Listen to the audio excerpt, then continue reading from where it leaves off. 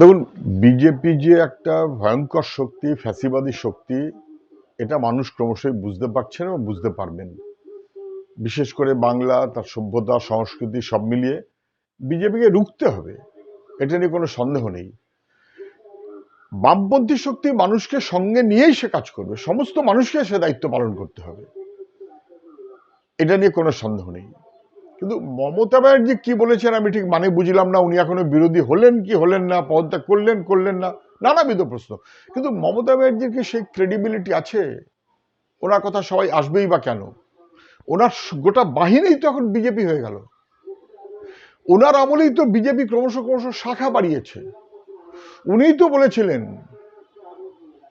BJP আমার natural alley, বিজেপিকে ফ্রন্টে এনে লড়বো। কে বলেছিলেন? উনি পশ্চিমবাংলায় বিজেপিকে ইনস্টল করে দিয়েছেন। এ অপরাধটা ওনার, এ দায়িত্বটা ওনার, কোনো সন্দেহ নেই। ফলে ওনার সেই ক্রেডিবিলিটি নেই। সারা দেশে যখন বিজেপির বিরুদ্ধে সবাইকে একজোট করার কথা হচ্ছে, তখনও মমতা ব্যানার্জির রোল ছিল বিরোধী ঐক্যে ফাটল ধরানো। উনি সবাইকে এক করে করবেন, এসব কষ্ট কল্পনা, এসবের কোনো মানে হয় না। বিজেপিকে ঠেকাতে হবে, ফ্যাসিবাদী শক্তি। বামপন্থীরা সে দায়িত্ব নেবে, গণতান্ত্রিক ধর্মনিরপেক্ষ সমস্ত শক্তিকে ঐক্যবদ্ধ করেই সে দায়িত্ব বামপন্থীরাই নেবে। মানুষ নিশ্চয়ই সেই মনোভাব গ্রহণ করবেন।